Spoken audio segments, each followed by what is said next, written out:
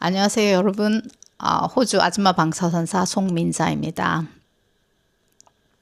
이제 제가 블로그에 이제 대학교 가지 않고 호주 방사선사 면허를 전환하는 방법을 조금 올리면서 관심 있는 분들께서 몇 가지 질문을 해주시곤 했었는데요. 제가 여러분들한테 말씀드리길 실예를 인터뷰를 해서 한번 올려보겠노라 말씀드렸는데 이제 드디어 인터뷰를 땄습니다. 그래서 인터뷰를 보여드릴 예정이고요. 이제 한 분께서 유튜브에 한번 제가 이제 이런 방법들을 간단하게 쇼츠를 해서 올렸더니 이제 질문을 하셨는데 이제 실제로 방사선사 면허증을 전환한 사람이냐고 직접 물어보셨는데 저는 아니고요. 저는 한국에서 방사선거를 졸업하고 방사선사로 좀 일을 하다가 다시 간호학을 해서 간호사로 좀 일을 했고요. 그리고 사실 저는 미국으로 가서 간호사를 하고 싶어서 이제 그때 이제 앵클렉스를 해서 뉴욕 보드에 간호사 면허증을 땄었는데 그때 당시 이제 비자가 막히는 바람에 이코노믹 크라이시스가 와서 좀 한참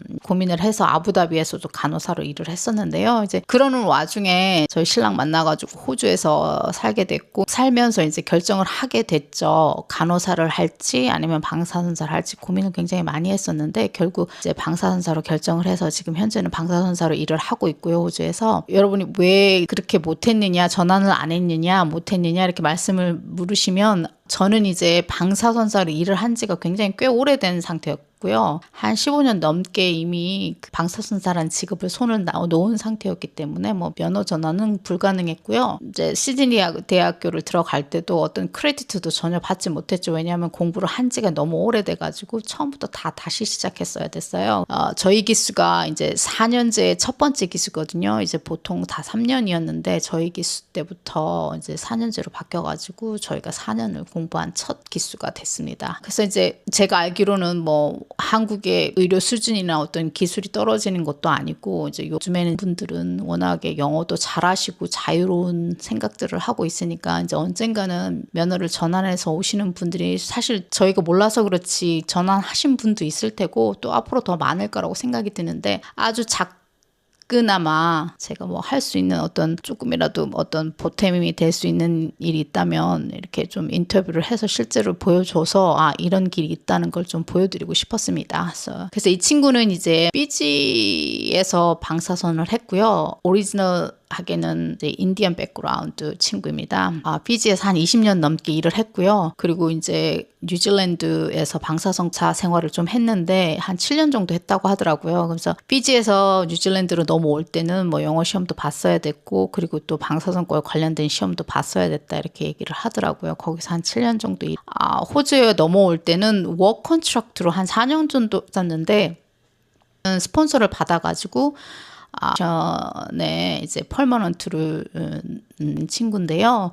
그래서 이제 그가 말하기로는 자기가 뉴질랜드 방사선사에서 호주 방사선사로 넘어올 때는 어떤 영어나 어떤 되거나 그렇지는 않았고 다만 친구가 말하기는 자기는 그 뉴질랜드 시티즌십이 아니었기 때문에 현재 호주안에서 요구하는 게 이제 잉글리시 그거를 요구한다고는 순수 그냥 이민 목적이어가지고요. 방사선사 면허랑은 전혀 관계없이 이제 이민을 위해서 이 IELTS 제너럴을 봐야 된다고 그렇게 얘기를 하고 있습니다. 한번 인터뷰 보시죠.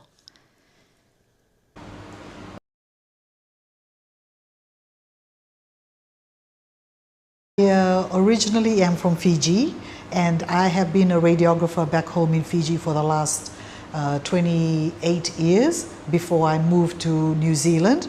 And when I moved to New Zealand, I cross-credited my syllabus and the qualifications that I had in Fiji with New Zealand. And then I had to sit an exam, 450 hours of practical, and I had to sit a 2-hour exam to qualify to New Zealand standards. And then I got my registration, and then I worked for 7 years in New Zealand.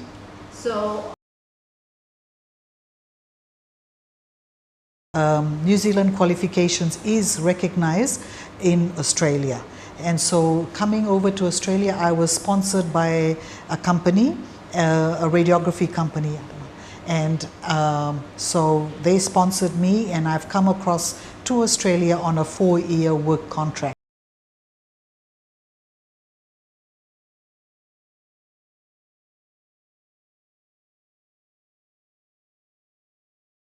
Certain visa categories require you to sit the English test depending on which country you've come from.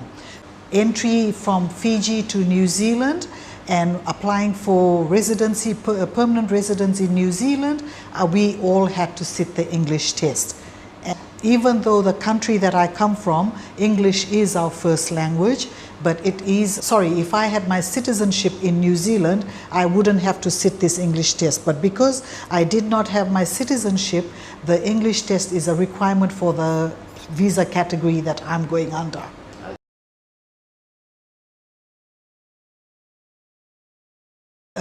Australia's pay rate is way higher than New Zealand, and cost of living for me personally, cost of living, housing, and your pay scale is way better than New Zealand.